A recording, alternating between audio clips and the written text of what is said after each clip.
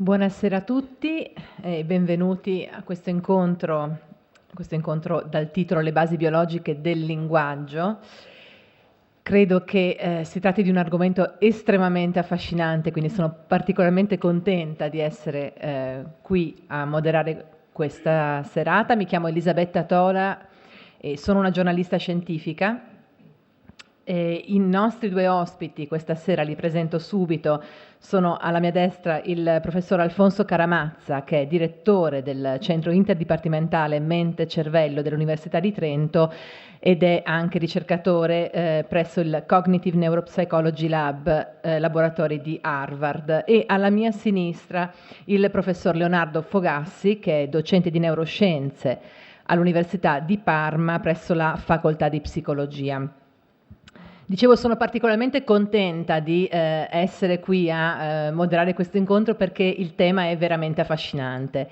Cercare di capire come si è originata la nostra capacità di parlare, come si è originata la facoltà di avere un linguaggio verbale come quello umano, è una delle domande, credo, più interessanti che la scienza si sta ponendo ormai da molto tempo e alle quali sta cominciando anche a dare alcune risposte. Capire come è nato, come si è evoluto, come è gestito il linguaggio anche dal nostro cervello. Naturalmente ci sono, come sempre nel campo scientifico, diverse teorie, ci sono stati anche momenti in cui si sono cercate di dare spiegazioni diverse, ci sono teorie che sostengono l'idea che il linguaggio verbale sia un'acquisizione squisitamente umana, altre che guardano più all'ipotesi, anche così, alla possibilità che derivi invece da un'evoluzione dal linguaggio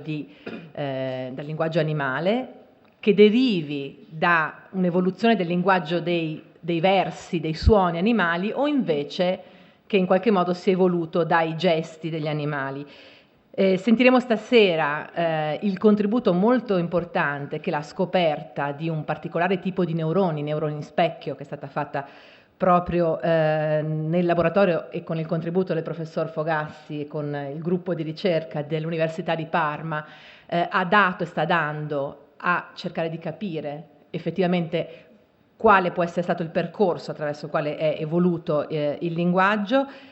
Credo, si dice, lo si trova scritto da quando appunto è iniziata a circolare la notizia della scoperta dei neuroni specchio, che i neuroni specchio stiano alle neuroscienze, si dice, un po' come la scoperta del DNA sta alla biologia. Non so se il professor Fogassi condivide questa visione, ma sicuramente è una scoperta molto importante e quindi sono particolarmente contenta di sentire stasera il contributo del professor Fogassi su questo argomento. Cercheremo poi anche di capire assieme al professor Caramazza realmente come la nostra mente è una mente parlante, quindi in qualche modo come gestisce il linguaggio, non solo come è evoluto, ma anche come proprio lo gestisce e anche come si studia il modo in cui appunto la nostra mente coordina, gestisce, elabora il linguaggio. Io darei subito però la parola al professor Fogassi, anticipandovi che naturalmente, come già gli altri incontri dell'Istituto Veneto, anche questo vuole essere un incontro che è anche una conversazione con questi scienziati, quindi fin da subito vi chiedo di mettervi anche nella disposizione di pensare che le domande, le curiosità naturalmente sono tutte ben accette, quindi avremo adesso una presentazione da parte di entrambi, ma poi cercheremo ovviamente di conversare con loro e questo è un po' anche lo scopo di questi momenti di confronto. Buonasera innanzitutto e grazie dottoressa Tola per la bella presentazione. Voi sapete tutti chiaramente che ci sono nel mondo animale tante specie che sono in grado di comunicare, dagli invertebrati ai vertebrati.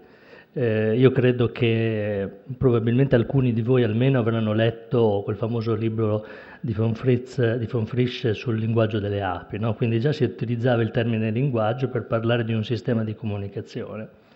Però oggi vorrei cercare di dare un po' degli spunti in relazione al linguaggio umano, in relazione all'evoluzione del linguaggio umano e quindi riferendomi in particolare alla linea dei primati, della linea dei primati non umani, quindi diciamo in linea generica possiamo chiamare le scimmie, però vediamo che ovviamente ci sono delle differenze. Cominciamo intanto a dire una cosa che come probabilmente sapete, sull'origine del linguaggio ci sono stati molti dibattiti.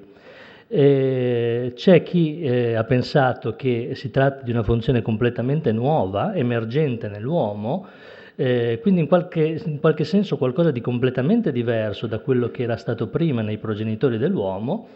Adesso forse queste teorie stanno un pochino ammorbidendosi, diciamo, nel tempo, però l'assunto di base un po' rimane in questo senso.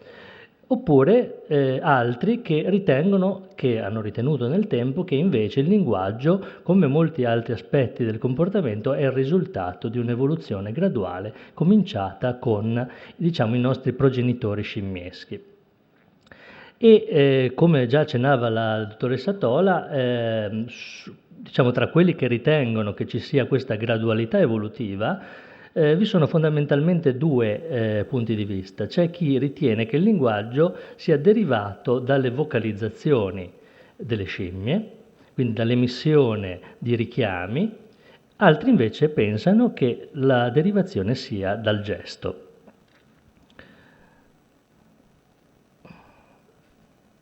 Scusate. Se guardiamo la vocalizzazione, l'idea della vocalizzazione come base per l'evoluzione del linguaggio, che forse sarebbe quella idea che viene più facilmente alla mente, perché si è pensato che potesse avere senso questa proposta? Credo soprattutto perché c'è stato un momento negli anni 70 in cui due studiosi hanno mostrato che per una particolare specie di scimmia c'è la possibilità di emettere dei richiami che hanno un aspetto referenziale, cioè dei richiami che non sono richiami aspecifici per qualsiasi cosa, ma che presentano delle categorie che si riferiscono a qualcosa di specifico. Allora, per esempio, queste scimmie hanno dei richiami d'allarme che vengono inviati agli altri conspecifici e, per esempio, un richiamo fa riferimento a un predatore, alla presenza di un predatore, l'altro a una presenza di una preda. E tra quelli, per esempio, che fanno riferimento al predatore c'è il richiamo che vuol dire c'è un serpente, quello che vuol dire c'è un'aquila, quello che vuol dire c'è un leopardo. Quindi ci sono dei richiami di tipo diverso che si riferiscono a soggetti specifici. Quindi la referenzialità ovviamente è importante perché è una componente del linguaggio. Però noi sappiamo che ci sono dei contro a questa proposta. Innanzitutto il fatto che le vocalizzazioni sono il più delle volte rivolte ad un gruppo e non ad un singolo individuo, come invece è generalmente il linguaggio, sono fortemente correlate al comportamento emotivo. Io vi vorrei far vedere adesso un attimo un'immagine di una vocalizzazione in cui sentirete uno strillo praticamente.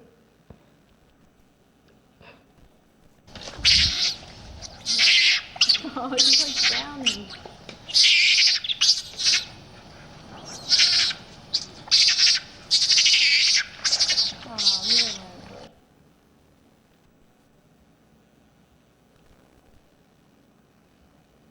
Ecco, avete visto, ci sono anche, questo era un macaco, anche nei macachi recentemente sono state dimostrate delle forme di vocalizzazione di tipo differente, però molto spesso sono correlate ad una forte componente emozionale.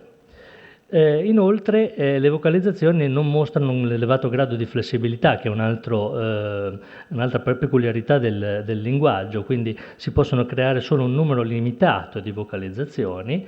Il numero dei segnali che sono associati a queste vocalizzazioni è quindi ridotto e poi se uno poi va a vedere chi a livello di cervello controlla queste vocalizzazioni, si sa che generalmente esse sono sotto il controllo di una zona di corteccia, quella che vedete segnata qua con il circolo, che in gergo tecnico diciamo chiamiamo corteccia mesiale, che si trova qui nella parte, nella sommità della testa, sotto la sommità della testa, che è una corteccia molto antica da un punto di vista evolutivo.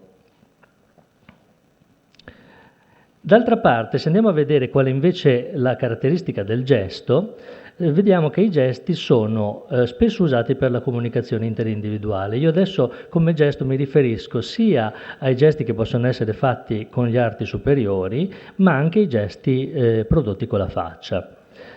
Questi gesti hanno la caratteristica rispetto alle vocalizzazioni di convogliare segnali che hanno un minore contenuto emotivo.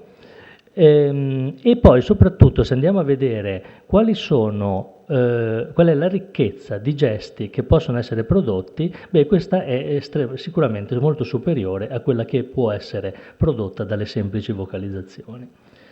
E confrontando quali sono le zone della corteccia cerebrale che controllano i gesti con quelle che controllano la vocalizzazione, vediamo che i gesti sono controllati da una porzione laterale della corteccia che rispetto a quella che vi ho fatto vedere prima è considerata più evoluta. È quella zona che dà origine al controllo volontario, per esempio, delle azioni della mano e della bocca. Allora, quello che vorrei fare è farvi vedere che effettivamente già nella scimmia, in questo tipo di regione del cervello c'è questo controllo delle azioni e proporre anche cosa potrebbe derivare da questo controllo delle azioni, però senza lasciar perdere, come vedremo, anche l'aspetto della vocalizzazione che secondo me ha la sua importanza. Quello che voi vedete qua è l'immagine di un cervello di scimmia, non vi preoccupate per tutte le suddivisioni, comunque questa che sto cerchiando è la zona chiamata motoria e questa in particolare su cui è la freccia è una zona della corteccia premotoria ventrale, considerata quella zona che, almeno classicamente, la zona che serve per programmare i nostri atti motori. Perché sono importanti queste regioni? Lo faccio vedere con un esempio. Giusto per spiegare rapidamente come leggere questa figura, voi vedete questo istogramma nero, e questo su cui vi dovete concentrare, questo rappresenta l'attività di una singola cellula nervosa durante un particolare tipo di compito. E qual è il compito in questo caso? Ecco, lo vedete dalle figurine. Una scimmia deve prendere un pezzo di cibo con la bocca, o con la mano destra o con la mano sinistra. Qual è la caratteristica peculiare di questo neurone? È che in tutte queste situazioni il neurone si attiva. Quindi pensate, con due parti corporee in movimento completamente diverse come sono la bocca e la mano, il neurone si attiva sempre. E perché? Perché in tutti e due i casi questa attività esprime quella che potremmo metaforicamente chiamare una parola, cioè afferramento. Questo neurone si attiva tutte le volte che c'è un afferramento. Se fosse possibile in questa zona farlo anche col piede, probabilmente il neurone si potrebbe attivare anche quando la scimmia afferra col piede. Quindi capite che questo neurone si attiva non per un semplice movimento, ma ci dice lo scopo di un atto motorio. Quindi è qualcosa di astratto che vediamo già in questa area motoria della scimmia. Questo è un altro esempio, ma posso anche saltare. Una cosa interessante è che cosa ci dice la proprietà di questo neurone, e di questi ce ne sono tanti che sono correlati a tanti tipi di atti come potrebbero essere, oltre l'afferramento, anche la manipolazione, lo spezzamento, eccetera, tutti atti fatti con la mano o con la bocca. Cosa ci dice questa caratteristica? Ci dice che nella nostra corteccia noi abbiamo immagazzinata una conoscenza motoria. Conosciamo con la nostra corteccia motoria quali sono gli scopi delle azioni che facciamo. E da questo però derivano altre conseguenze, che grazie al fatto che noi possediamo internamente nel nostro cervello questa conoscenza, possiamo anche interpretare degli aspetti esterni, come per esempio gli oggetti. Allora, cosa succede per esempio quando voi vedete, come in questo caso, una mela? Immediatamente nella vostra corteccia motoria si accende una mano che afferra. Perché? Perché voi avete questa conoscenza motoria, quindi tutte le volte che vedete un oggetto che può essere preso, si accende quell'afferramento che serve per prendere quell'oggetto. Ecco quindi che noi, con una conoscenza interna che abbiamo fin da bambini, possiamo interpretare i fenomeni del mondo esterno che vengono in relazione con noi. Ma questo tipo di conoscenza è anche quello che ci permette non solo di comprendere particolarità come gli oggetti, ma anche addirittura degli aspetti che noi chiamiamo biologici, cioè quello che fanno gli altri. Questo è stato scoperto appunto nel nostro laboratorio parecchi anni fa ormai, e è la caratteristica di neuroni che sono come quello che vi ho fatto vedere prima, cioè si attivano quando una scimmia fa, come vedete in questo caso, un movimento di afferramento per prendere un piccolo pezzo di cibo. Ma la cosa sorprendente è che si attivano anche, l'attività è questa, quando la scimmia osserva uno sperimentatore o un conspecifico, quando è possibile farlo, afferrare, quindi fare la stessa identica azione. Quindi questi neuroni sono stati chiamati neuroni specchio proprio per questa caratteristica, che si attivano sia quando la scimmia fa, sia quando osserva fare un atto motorio. Vi vorrei far vedere un esempio di uno di questi neuroni, perché credo che sentire l'attività sia la dimostrazione migliore di quello che sono le loro caratteristiche. Voi vedrete due atti di afferramento in questo filmato. In un caso l'afferramento di come vedrete, del cibo, in un altro caso invece la pantomima di questo atto senza cibo. E per sentire qual è l'attività del neurone dovrete proprio ascoltare, perché l'attività del neurone tramite un procedimento tecnico si sente più che vederla.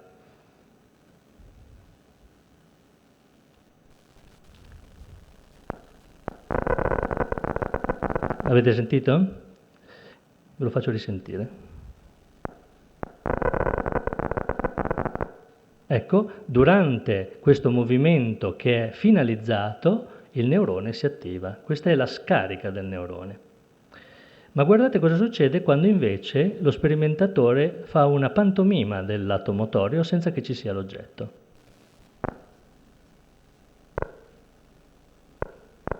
Praticamente il neurone non si attiva. C'è una forte differenza tra la prima e la seconda situazione. Quindi vuol dire che questi neuroni si attivano solo quando un individuo osserva un atto finalizzato. Quando invece l'atto non è finalizzato non c'è attività. La cosa sicuramente più rilevante di questi neuroni è la congruenza, cioè la somiglianza che c'è tra la loro risposta visiva e la loro risposta motoria. Quando noi andiamo a vedere qual è l'atto che li fa attivare quando la scimmia esegue e quando osserva, notiamo che nella maggior parte dei casi c'è una congruenza. Per esempio, questo neurone si attiva molto bene quando l'animale vede un movimento di manipolazione di cibo con un particolare senso di rotazione delle mani, tra l'altro, e quando è la scimmia stessa che fa esattamente lo stesso movimento di afferramento ruotando il polso. Mentre invece quando fa un afferramento normale, praticamente il neurone non è più attivo. Cioè c'è una forte congruenza tra l'atto osservato e l'atto eseguito. In altri casi, immediatamente provate a pensare, per esempio, come questo tipo di neurone potrebbe essere importante per l'imitazione. Poi ci sono altri neuroni che hanno una congruenza perché, per esempio, rispondono visivamente ad un afferramento, come in questi due casi, e dal punto di vista motorio quando la scimmia fa uno solo degli atti di afferramento. Però la congruenza c'è, perché comunque il neurone dice qual è lo scopo dell'atto motorio, cioè afferrare. Allora voi capite che questo è un sistema che confronta un qualcosa che si osserva, un'azione osservata con un'azione eseguita. Da questo tipo di confronto emerge una proprietà che noi abbiamo chiamato comprensione dell'azione. Cioè, secondo noi, è grazie a questo meccanismo semplice, automatico che noi abbiamo nel nostro cervello che possiamo leggere le azioni che fanno gli altri. Altrimenti non saremmo in grado di fare questo passaggio. E l'altro passaggio, secondo me importante, che ci collega al problema del linguaggio, è che questo tipo di neuroni sembra molto adatto per spiegare le particolarità del linguaggio, perché noi sappiamo bene che nel linguaggio, quando ci sono due interlocutori, cioè uno che emette un messaggio e l'altro che lo riceve, deve esserci un meccanismo comune. Deve esserci noi chiameremo una rappresentazione comune del messaggio, in modo che uno possa intendere quello che viene prodotto dall'altro. Cos'è però che ci dice che questi neuroni potrebbero avere questo legame? Perché finora non abbiamo visto un legame quantomeno immediatamente rintracciabile con il linguaggio. Ci sono due tipi di neuroni specchio che si trovano in questa regione, che hanno delle particolarità che ci riconducono al linguaggio. Il primo è quello che chiamiamo neuroni specchio audiovisivi, cioè sono neuroni che, come vedete da questi istogrammi, si attivano, scusate per l'inglese ma purtroppo le diapositive nostre molto spesso sono in inglese, questi neuroni si attivano quando uno sperimentatore produce un'azione sonora, come per esempio in questo caso strappare la carta, oppure come in questo secondo neurone far cadere uno stecco per terra. Sono azioni rumorose. Noi sappiamo benissimo per nostra esperienza che le azioni rumorose, quando noi le sentiamo, siamo subito in grado di interpretarle, anche se non le vediamo. E infatti questi neuroni rispondono sia quando l'azione è vista e udita contemporaneamente, ma anche quando è solo udita. Sono stati chiamati per questo neuroni specchio audiovisivi. Sono specchio perché dal punto di vista motorio si attivano quando la scimmia fa esattamente la stessa azione, cioè per esempio rompe la carta o fa cadere uno stecco. Quindi c'è di nuovo una congruenza, come ho detto prima, ma in più c'è una risposta di tipo acustico. E notate che questa è proprio una caratteristica del linguaggio. Il significato, il contenuto del linguaggio può essere raggiunto attraverso più modalità, quindi non solo quella visiva ma anche quella acustica. L'altro tipo di neuroni che si trova sempre in questa area sono quelli che abbiamo chiamato neuroni specchio comunicativi. In un esperimento abbiamo esaminato vari tipi di atti motori fatti dallo sperimentatore, come in questo caso, e fatti dalla scimmia, di tipo ingestivo, cioè correlati all'ingestione di cibo, oppure di tipo comunicativo. Qui vedete un esempio di un tipo di comunicazione della scimmia che vuole mettere in rapporto due animali tra di loro, e anzi vi faccio vedere un esempio di questo.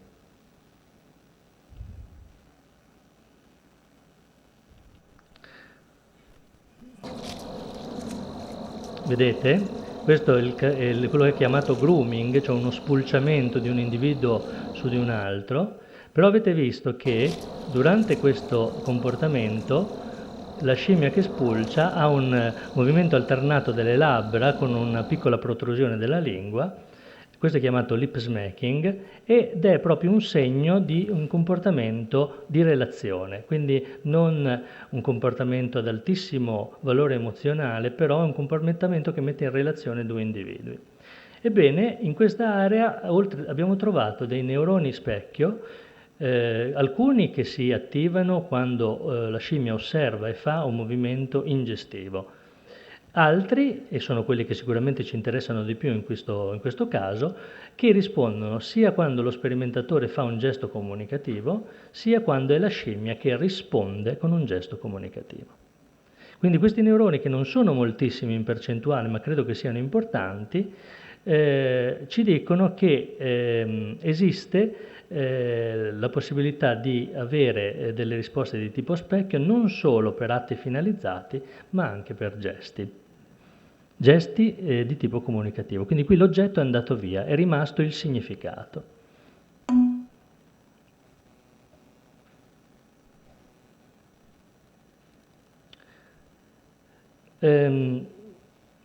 Recentemente ci siamo chiesti ci siamo fatti un'altra domanda.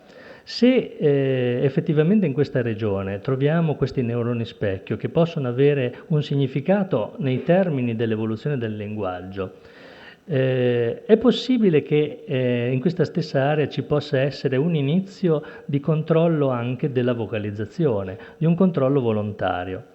Noi sapevamo da esperimenti fatti molti anni fa che è possibile da questa zona, che è quell'area dove si trovano i neuroni specchio, è possibile evocare elettricamente delle risposte dalle corde vocali delle scimmie. Quindi questa è una zona che può controllare le corde vocali. Ovviamente le corde vocali possono essere controllate per vari motivi, non semplicemente per la vocalizzazione, ma noi quello che volevamo vedere è se in quest'area era possibile trovare dei neuroni che potevano essere in qualche relazione con la produzione vocale, in maniera controllata però, non in maniera emotiva. E allora per fare questo abbiamo addestrato alcune scimmie a emettere delle vocalizzazioni sulla presentazione di uno stimolo, facendo quindi una specie di, si chiamerebbe in gergo tecnico, condizionamento, quindi allenandole a fare vocalizzazioni che normalmente non avrebbero fatto. E vi faccio vedere un esempio di questo.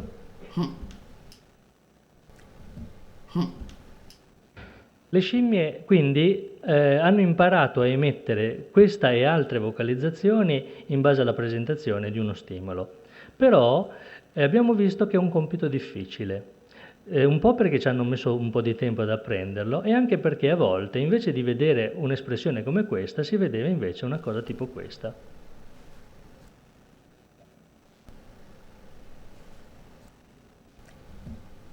Vedete? Sono simili se guardate semplicemente il movimento della bocca, però in un caso c'è la produzione del suono, nell'altro no.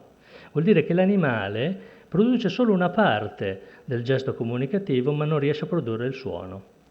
Questo per noi significa che probabilmente il controllo volontario di un suono specifico è nelle scimmie ancora abbastanza difficile. Però la cosa interessante è stato vedere che registrando da cellule nervose di quest'area abbiamo trovato dei neuroni che si attivano specificamente quando la scimmia vocalizza e non quando fa dei movimenti della bocca, come per esempio leccare o afferrare con la bocca, che non hanno a che fare con la vocalizzazione. Quindi sembra che in questa regione non solo esistono quei neuroni specchio di cui vi ho parlato prima, ma anche neuroni che possono assumere un primo, forse primitivo, controllo volontario della vocalizzazione. Quello che si potrebbe proporre è che quindi nella corteccia motoria ci sia stato a poco un controllo sempre più ricco di questa vocalizzazione. Qui adesso abbiamo a che fare con pochi suoni, ma potete immaginare che nell'evoluzione questo repertorio di suoni possa essere aumentato e che la vocalizzazione possa essersi associata a gesti del braccio. Infatti, se noi andiamo un po' più avanti nell'evoluzione, dobbiamo fare un salto di circa una ventina di milioni di anni, se andiamo a vedere cosa succede nello scimpanzé ci sono sia produzioni vocali, sia una certa produzione di gesti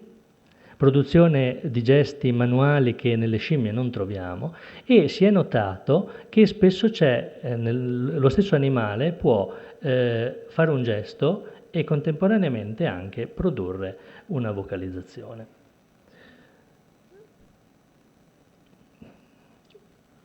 Ora, quello che noi notiamo se andiamo a vedere cosa succede nell'uomo, è chiaro che nell'uomo c'è una predominanza del linguaggio vocale, però il gesto ancora esiste, nel senso che spesso ha una funzione vicaria, nel senso che accompagna la produzione vocale, si accompagna quindi dando un'enfasi al messaggio che viene prodotto dal punto di vista vocale, ma chiaramente voi tutti sapete benissimo che quando non è possibile utilizzare lo strumento vocale si può utilizzare un linguaggio che è chiamato linguaggio dei segni.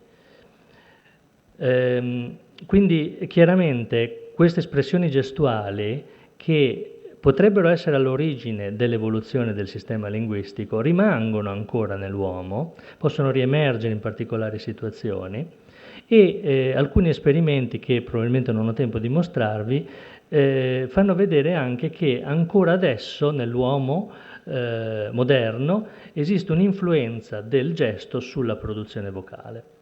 Eventualmente possiamo riprenderlo dopo questo discorso.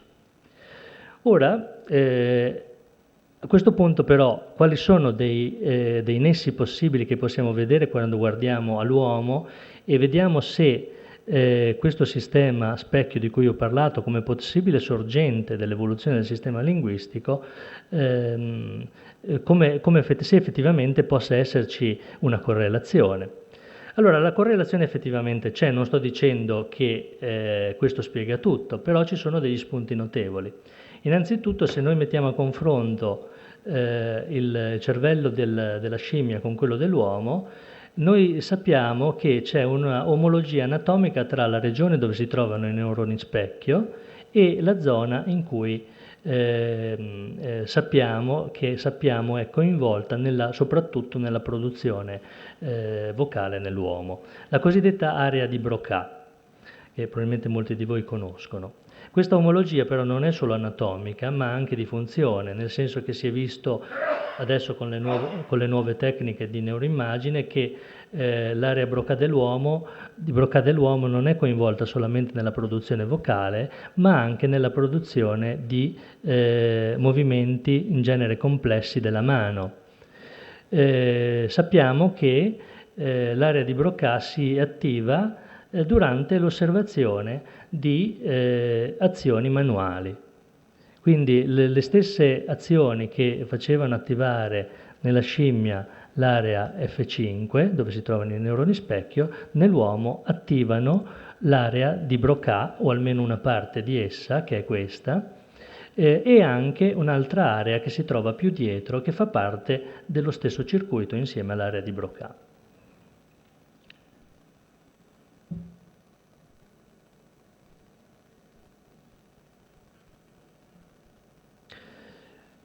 Un altro elemento molto significativo che è emerso proprio recentemente collega il riconoscimento delle azioni ancora una volta con questa area di cui vi ho parlato adesso e in particolare ricollega il linguaggio con il sistema motorio. In questo esperimento di neuroimmagini è stato chiesto a dei soggetti che si trovavano all'interno dell'apparato per la registrazione di queste immagini cerebrali di ascoltare delle frasi con contenuto motorio, come per esempio afferro la mela con la bocca, mangio la mela, afferro un bicchiere, calcio una palla. Quindi azioni fatte con 3 parti corporee differenti. E quello che si vede è che questa osservazione attiva la corteccia motoria in posti diversi. Il verde, il rosso e il blu rappresentano rispettivamente il piede, la mano e la bocca. Però notate, è una corteccia motoria che si attiva all'ascolto di una frase con contenuto d'azione. E poi un'altra cosa importante è che, vedete questa zona bianca rappresenta un'attivazione comune a tutte e 3 le azioni, cioè quelle del piede, della mano e della bocca.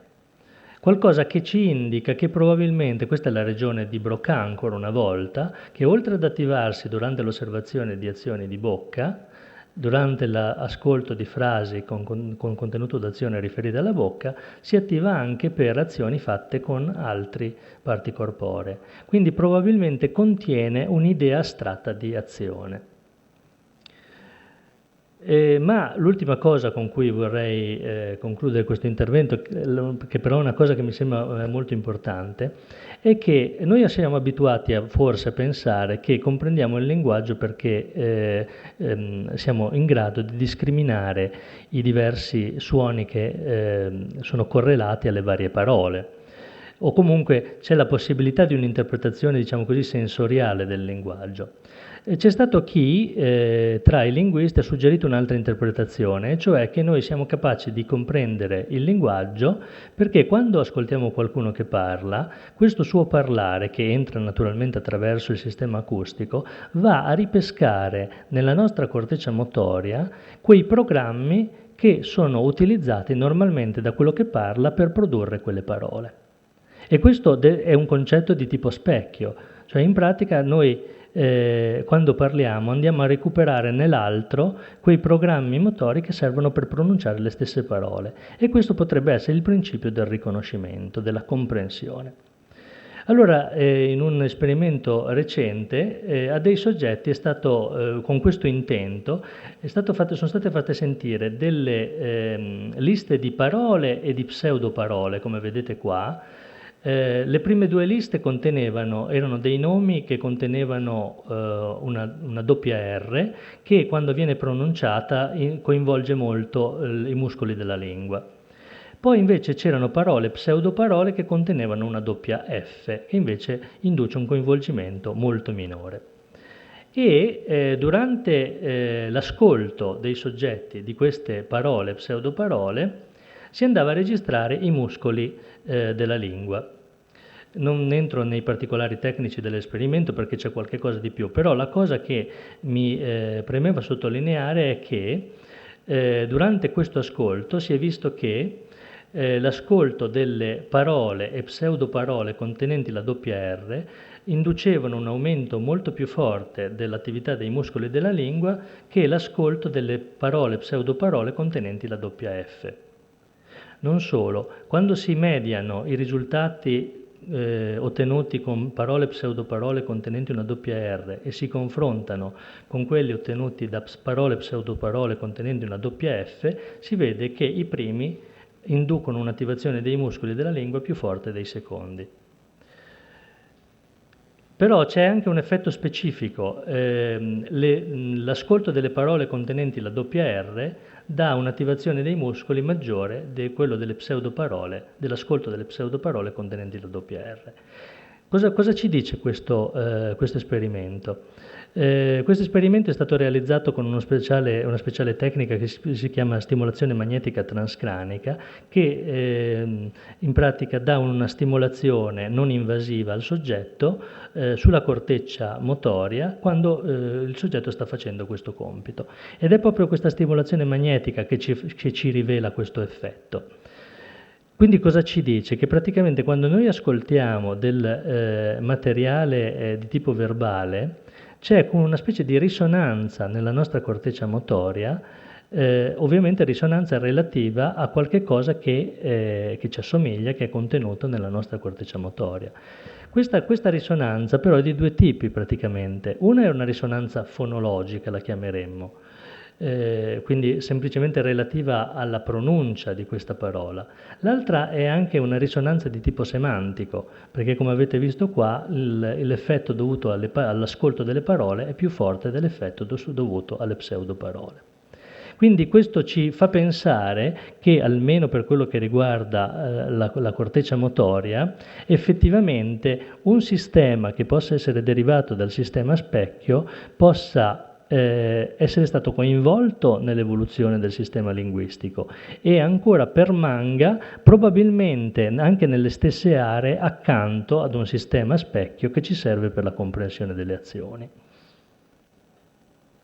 Grazie al professor Fogassi, credo che gli spunti siano già moltissimi anche per cominciare a ragionare sui processi anche che sono stati messi in atto, proprio il metodo utilizzato per capire, per dare una spiegazione a come si è originato il linguaggio umano. Io passerei la parola però subito al professor Alfonso Caramazza, che vi ricordo appunto è sia direttore del Centro Interdipartimentale Mente e Cervello dell'Università di Trento che ricercatore ancora presso il laboratorio di neuropsicologia cognitiva di Harvard, dove ha trascorso comunque gli ultimi 12 anni o molti anni della sua attività di ricercatore. Adesso è un po' in una fase di pendolarismo tra i due paesi, e per andare un po' più nello specifico anche di quelle che sono proprio le basi biologiche del linguaggio umano.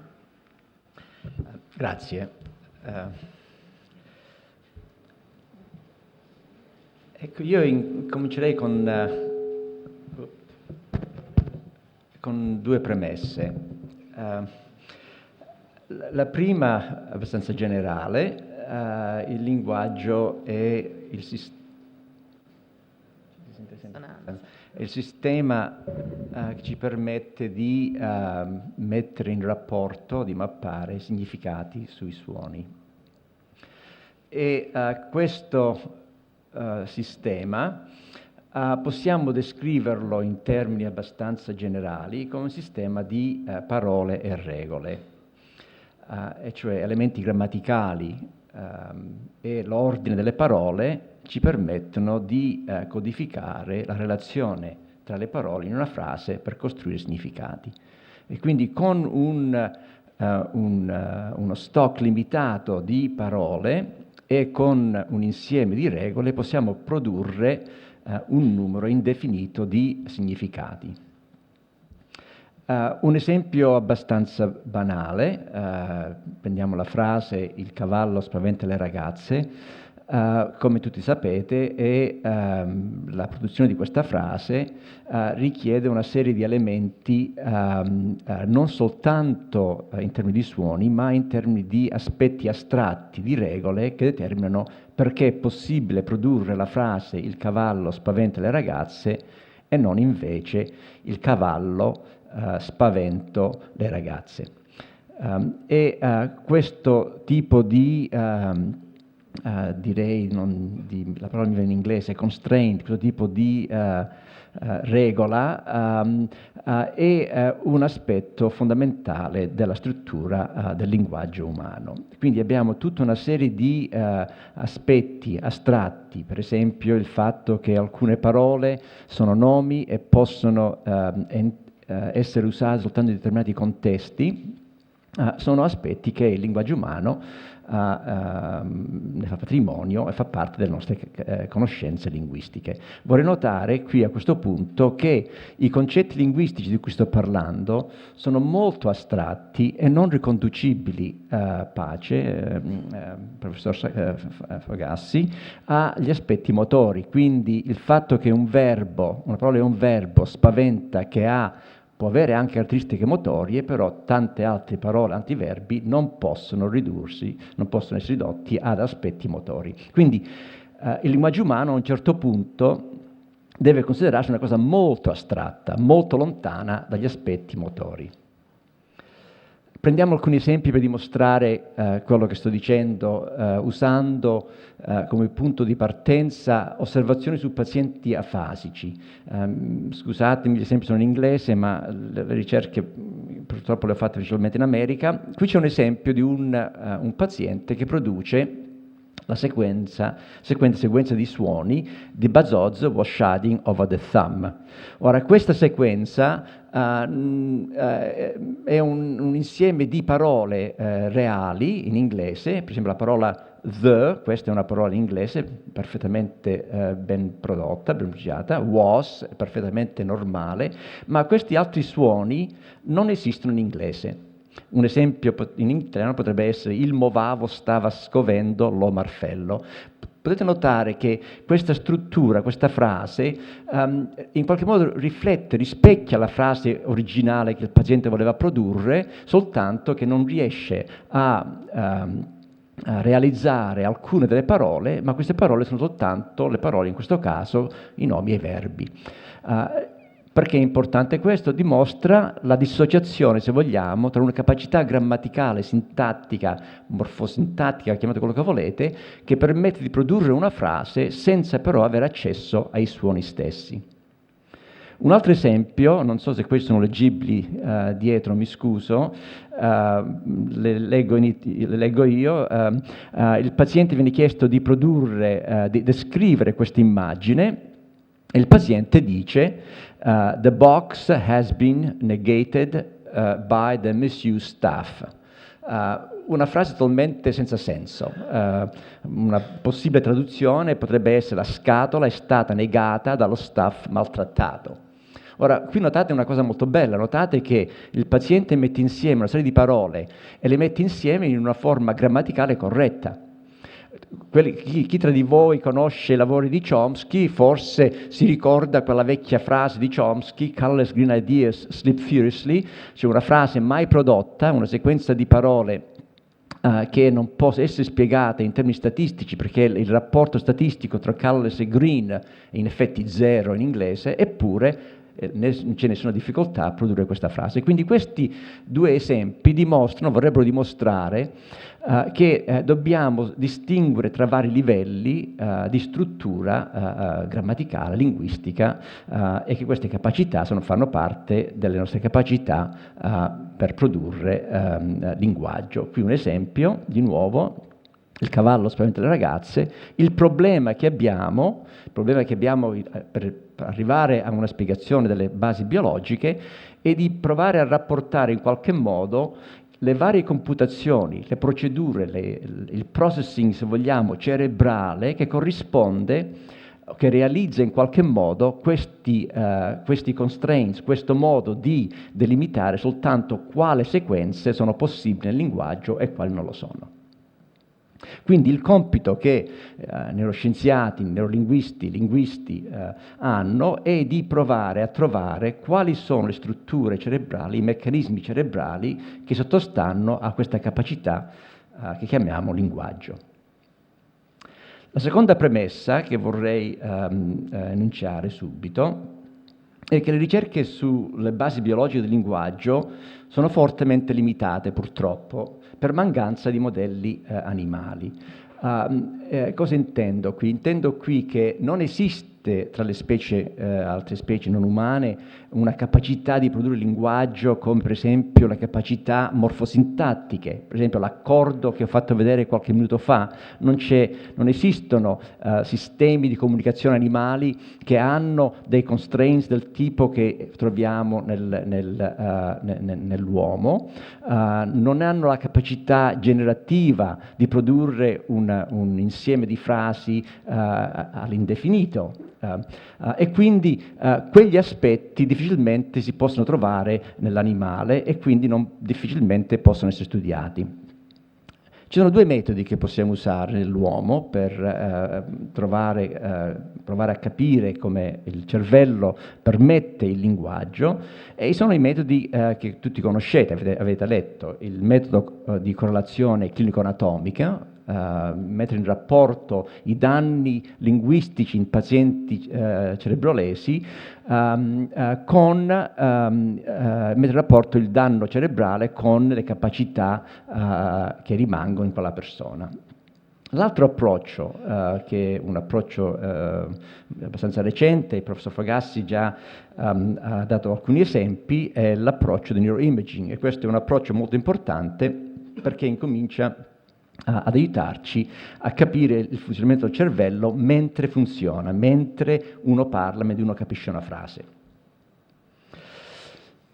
Ecco, tutti immagino conoscete l'inizio di questo approccio sullo studio del linguaggio, dovuto anche al contributo importante del neurologo, antropologo Pierre-Paul Broca, che identificò un paziente con una lesione cerebrale che nell'area che adesso chiamiamo l'area di Broca, che aveva difficoltà nella produzione del linguaggio. Quindi qui c'è un primo esempio di rapporto lesione cerebrale, capacità linguistica, per incominciare a capire com'è che il cervello funziona, com'è che il cervello permette il linguaggio. Ugualmente importante in quel periodo il lavoro di un altro neurologo, Carl Wernicke, che descrisse altri pazienti con lesioni in altre parti del cervello. Anche questi risultavano in difficoltà del linguaggio, ma in forme diverse. E quindi è nata l'idea che il linguaggio non è un'unica facoltà in termini di un'unica area del cervello che sottostà a questa capacità, ma un insieme di processing, un insieme di meccanismi che permettono questa capacità complessa del linguaggio. mentre adesso abbiamo non soltanto la possibilità di usare i pazienti per capire la mente e il cervello umano, ma anche questi metodi di neuroimaging. Qui do un esempio di un lavoro di un gruppo di ricercatori americani che usano una procedura chiamata magnetoencefalografia, e questa procedura permette di identificare, non so se si vede bene dietro, le aree del cervello che sono attivate ma in momenti diversi. In questo grafico su questo asse abbiamo il tempo, su questo asse abbiamo il livello di attivazione positivo e negativo, e cosa si vede è che ci sono alcuni eventi abbastanza precoci, proprio appena dopo la produzione di un suono, che avvengono in parte del cervello, in una certa parte del cervello, e queste aree si spostano in punti diversi del cervello, e quindi possiamo studiare il funzionamento del cervello in tempo reale, mentre avviene. Ecco, vorrei dare adesso alcuni esempi di cos'è che abbiamo imparato usando queste varie metodiche. Semplificando enormemente possiamo distinguere almeno 3 livelli di analisi e corrispondenti dissociazioni in pazienti con danni cerebrali che producono danni selettivi per un determinato livello. E adesso do alcuni esempi. Distingo tra i danni che possono essere concettuale e semantico da quelli che possono essere grammaticali a livello di ruolo tematico, adesso spiego cosa intendo per questo, e a livello grammaticale per quello che intendo per morfosintassi. Forse vorrei ritornare un attimo indietro a usare questo esempio. Il cavallo spaventa le ragazze. Possiamo distinguere tra la componente che riguarda il significato delle singole parole. Cos'è un cavallo? A cosa riferisce la parola cavallo? Spaventa ragazze, e quindi possiamo descrivere questo livello come il livello semantico concettuale. C'è un livello di morfosintassi che riguarda il modo in cui le parole possono essere messe in ordine in una certa lingua, il fatto che l'articolo si trova davanti ai nomi, non davanti ai verbi, per esempio. Il fatto che c'è un accordo tra la forma del verbo e il soggetto della frase. Questi sono aspetti che possiamo chiamare morfosintassi. E la terza dimensione è quella che abbiamo chiamato ruoli tematici, che è il rapporto che c'è tra i nomi nel contesto di un verbo. Quindi il fatto che il cavallo in qualche modo è, se vogliamo, l'elemento che produce l'effetto di spaventare, e questo effetto è prodotto sulla persona che è le ragazze. Quindi le 3 dimensioni, il livello concettuale semantico, il livello di ruoli tematici e il livello di morfosintassi. E una cosa che adesso tutti sappiamo, lavoro negli ultimi 20-30 anni, hanno dimostrato che possiamo danneggiare selettivamente questi vari livelli, e do alcuni esempi di questo. Qui c'è un esempio, una distinzione tra aspetti concettuali e grammatica.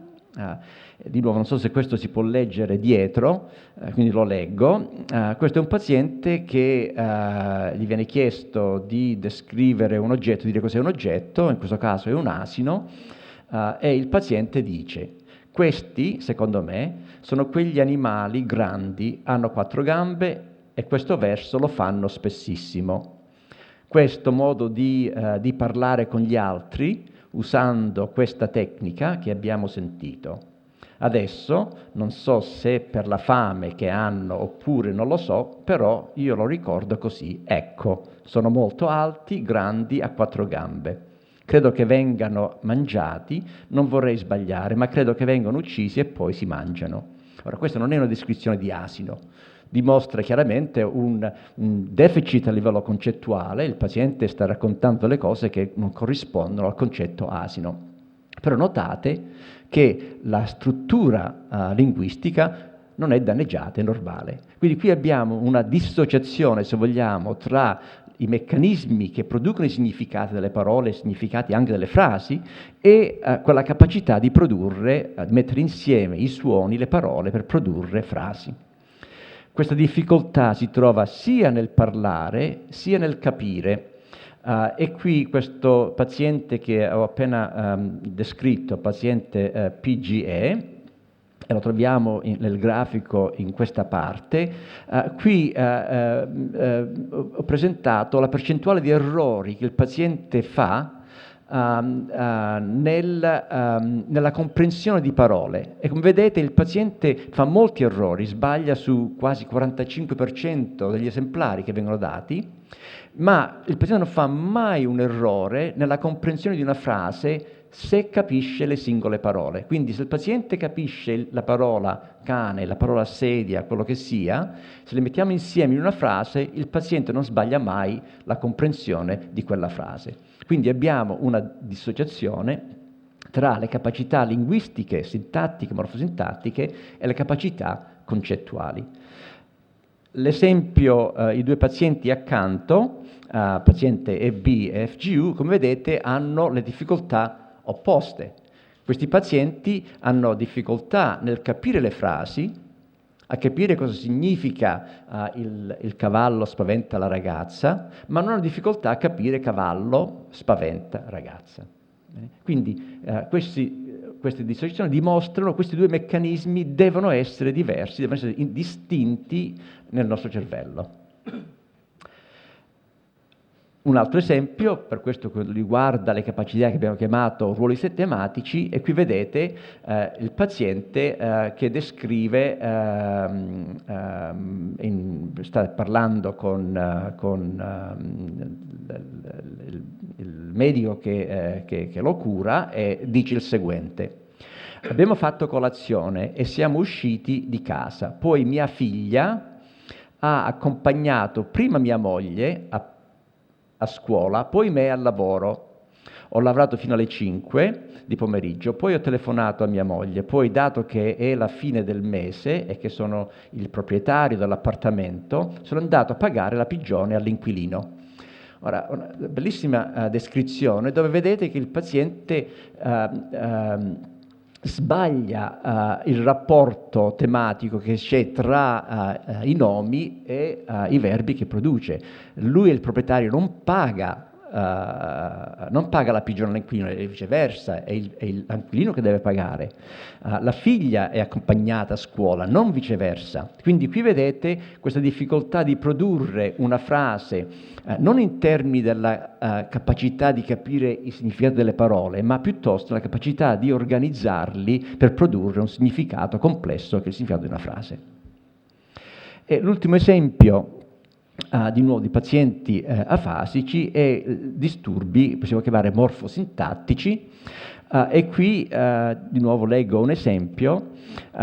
Il paziente produce il seguente: preparare merce per il cliente, poi operaio mandare via, riassunto della merce, preparare preventivo, poi fine del lavoro, poi cancellazione, clienti, prendere le misure, poi comunico quantità, prezzo, comunico quanto, soldi, poi fare lavoro. Ora, non so se avete capito il significato, però si può capire cosa intende. Le parole sono le parole giuste. Cosa manca? Mancano quegli elementi che mettono insieme le parole per produrre una frase, per avere un significato chiaro. Questa difficoltà è un disturbo morfosintattico perché manca la capacità di mettere le parole nella forma giusta per aiutarci a capire i rapporti tra le varie parole. E queste sono le dissociazioni. Quali sono le aree cerebrali che sottostanno a queste difficoltà? E qui possiamo trovare, è stato dimostrato, che i disturbi concettuali tendono a risultare da lesioni che riguardano il lobo temporale e in particolare gli aspetti inferiori di questo lobo. Mentre le difficoltà sui ruoli tematici tendono a riguardare un'area del lobo parietale, indicata qui, e i disturbi morfosintattici riguardano aree che includono l'area di Broca, di cui parlava prima il professor Fogassi, ma principalmente includono un'area molto più grande. Ecco,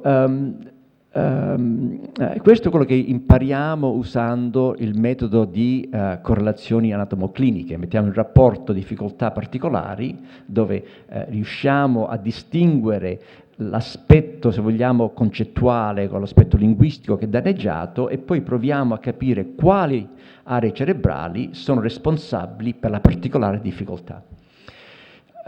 Possiamo usare anche altri metodi, infatti adesso il metodo che è usato moltissimo è proprio l'approccio di neuroimaging di cui parlava prima il professor Fogassi, e qui c'è un esempio di uno studio fatto da Peter Hindefray e colleghi che dimostrano una distinzione importante tra la produzione di sequenze tipo il quadrato rosso launches the blue lips, non so dirlo in italiano, il quadrato rosso lancia le clisse azzurra contro la produzione di parole tipo rosso quadrato, azzurro ellisse lanciare cosa si nota è che la capacità o la distinzione tra questi due modi di sentire produce un'attivazione nell'area che includono l'area di Broca, come si parlava prima. Quindi questa area sembra essere importante o avere un ruolo anche nella produzione di comprensione di frasi. In modo un po' più in generale, le aree coinvolte in vari tipi di produzione del linguaggio coinvolgono principalmente l'emisfero sinistro. Come potete notare però non è un'area isolata, ma sono tante aree che sono coinvolte, che riguardano in parte il lobo frontale, in parte il lobo parietale, scusate, e in parte il lobo temporale. E quindi ritornando al premesso originale, che possiamo pensare delle capacità linguistiche come un sistema di parole, e regole, o regole e parole, le ricerche recenti dimostrano che dobbiamo assumere un circuito molto complesso del cervello che riguarda principalmente l'emisfero sinistro, che coinvolge delle aree che uno può chiamare anche motorie, come parlava prima il professor Fogassi, ma anche aree che non hanno nulla a che vedere con gli aspetti motori, gli aspetti del lobo temporale, mentre altre possono avere anche rapporti con le aree motorie. Ed è questo insieme di aree che permettono la capacità che chiamiamo linguistica. Vorrei mettere l'accento che questi aspetti di cui ho parlato, gli aspetti diciamo di ruoli tematici, gli aspetti di morfosintassi, difficilmente si possono ricavare partendo soltanto dalla capacità di produrre parole. La parola da sola, il gesto da solo, non può portare alla produzione del linguaggio. Il linguaggio umano, come dicevo, è questa capacità di produrre un numero indefinito di significati, usando questa capacità di mettere insieme un numero limitato di parole con delle regole che ci portano a avere tutto un insieme di significati diversi. Potrei andare oltre, se c'è, ho usato i miei 20 minuti, potrei andare oltre per andare un po' più in dettaglio su alcuni aspetti, però do la parola al Tole, poi vediamo. No, credo che sia opportuno, se appunto vuole darci un'ulteriore spiegazione, un ulteriore approfondimento rispetto soprattutto agli aspetti lessicali, mi sembra. No? Ok, sì, allora, fino adesso ho parlato in modo molto generale del rapporto cervello-linguaggio e ho detto che dobbiamo distinguere tra le parole da una parte e le regole dall'altra. Proviamo a soffermarci un attimo sulle parole. Varie ricerche che sono riassunte in questo grafico dimostrano che, come vedete qui, le aree del cervello che sono implicate nella produzione e comprensione delle parole è enorme. Tutto l'emisfero sinistro è quasi implicato, quindi non è che c'è un'area piccola che riguarda il linguaggio, ma tante aree del cervello sono implicate, però quelle che sono fortemente implicate tendono a essere a parti del lobo frontale e parti del lobo temporale. Ma quando si parla di parole, però, facciamo attenzione, perché la parola uno potrebbe considerarla come un gesto semplice, ma la parola è una cosa molto complessa. Infatti la distinzione parole e regole può essere fuorviante, perché le parole stesse fanno parte delle regole. Per esempio, prendiamo i verbi, i verbi non si producono in una sola forma, non si dice soltanto saltare, uno dice saltavo, saltano, quindi anche quelle parole richiedono meccanismi che possiamo chiamare regole. Dobbiamo distinguere tra il significato della parola e la forma della parola, quindi le conoscenze che abbiamo sul modo in cui sono prodotte, i suoni, come sono scritti, e dobbiamo distinguere tra le capacità o le conoscenze del significato dalla loro forma grammaticale. Come sono rappresentate queste informazioni? Mi soffermo soltanto su una distinzione. Come vedete qui le parole sono molto complesse, dobbiamo parlare della semantica, della fonologia, l'ortografia, i tratti grammaticali, per esempio il genere grammaticale, dobbiamo parlare della morfologia, tutti questi aspetti. Io mi soffermo soltanto su uno, che è la distinzione delle forme grammaticali, nome e verbi. E vi do un esempio di un caso clinico. Qui c'è un caso clinico, un italiano. Il paziente dice il seguente: io, produce il nome di una città, provveditorato, io direttore, io macchina, comune, del nome della città, fa il gesto di svenire, sento qua, indica la fronte, e poi fa il gesto di svenire, io ospedale, Napoli, pullman, poi io bene. Non so se avete notato una cosa particolare. Il paziente produce abbastanza bene i nomi, produce anche bene altre parole, produce i pronomi benissimo, io. Cosa manca? Cosa manca? Mancano i verbi.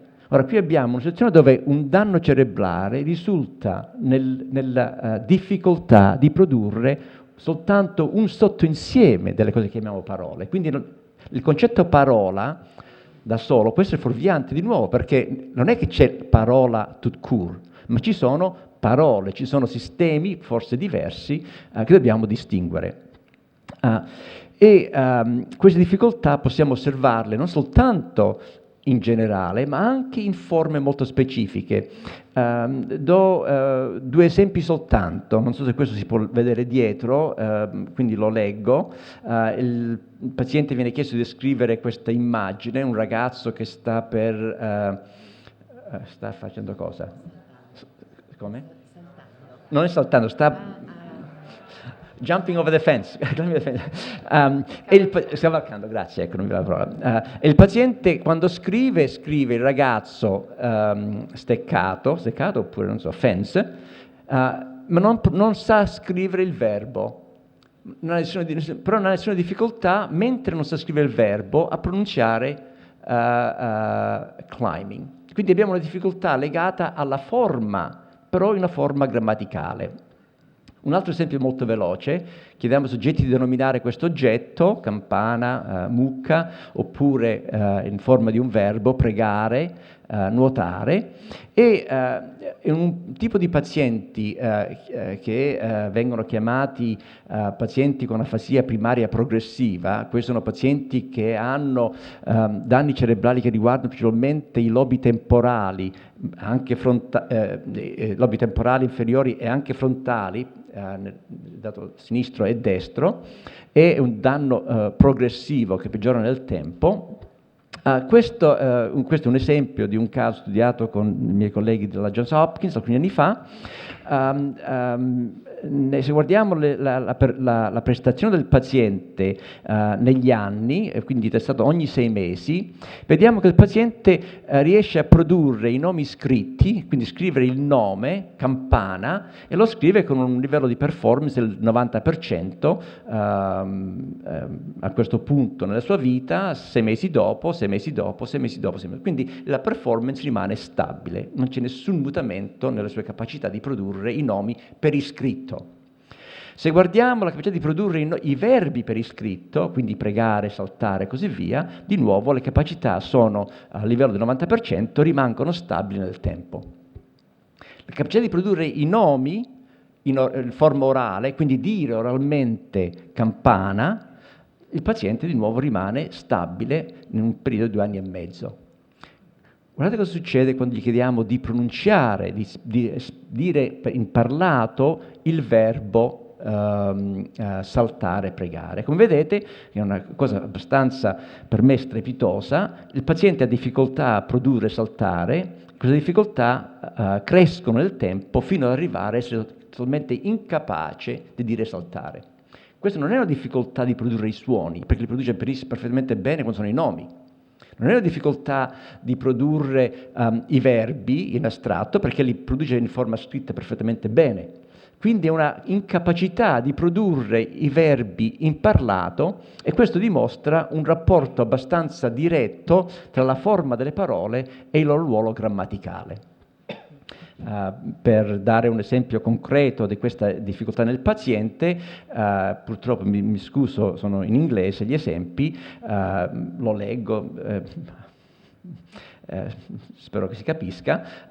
The water is overflowing, the stool is gonna happen, the people are, the boy and the girl, and they had to stumble, and he's falling back, eccetera. Il paziente riesce a produrre alcuni verbi in formato orale. Dopo 2 anni e mezzo il paziente sa soltanto dire boy, girl, cookies, quindi ragazzo, ragazza, biscotto. Nessun verbo. Quindi abbiamo questa dissociazione totale, completa.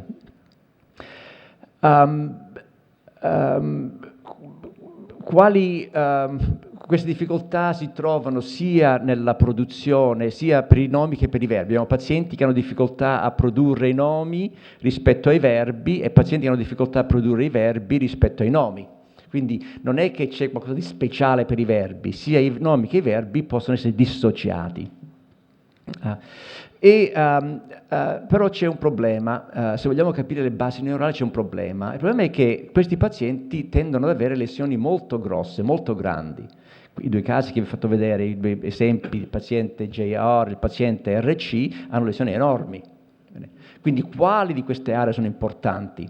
E un modo di andare avanti, di poter portare questo discorso in più dettaglio, è di usare le metodiche di cui parlavamo prima, il professor Fogassi, per esempio la risonanza magnetica. Queste procedure ci permettono di vedere il funzionamento del cervello quando esegue certi compiti. E usando questo metodo si può osservare che alcune aree, per esempio quest'area nel lobo frontale, è particolarmente attiva quando si produce il verbo. Quindi altri esempi, il verbo, la produzione dei verbi è importante per le aree parietali e anche le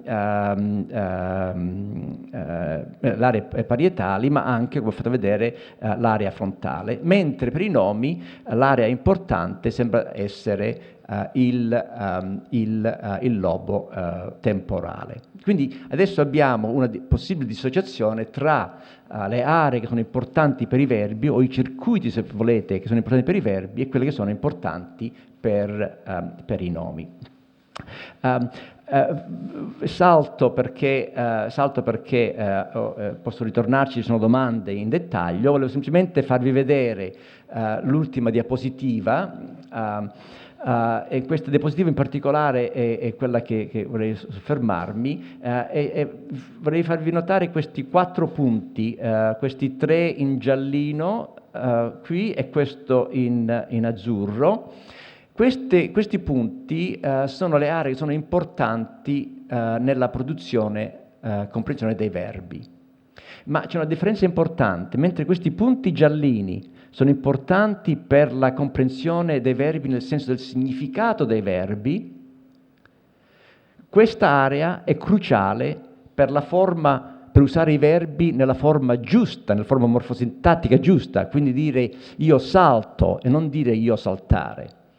Quindi l'area che è cruciale per l'aspetto morfosintattico è questa area 6, mentre le aree sono importanti per capire cosa significa saltare sono queste 3 aree.